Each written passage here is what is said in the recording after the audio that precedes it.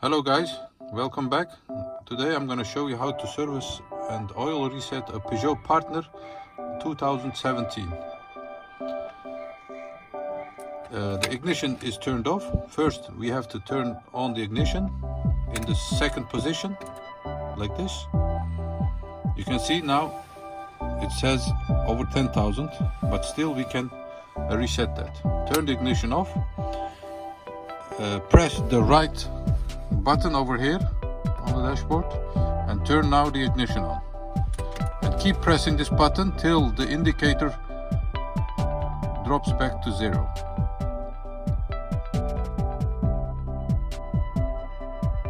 If it's at 0, release, turn ignition off and check if it's worked, like this. Thanks for watching, see you next time. Thumbs up please if you like our video, subscribe for more cars please. Bye bye.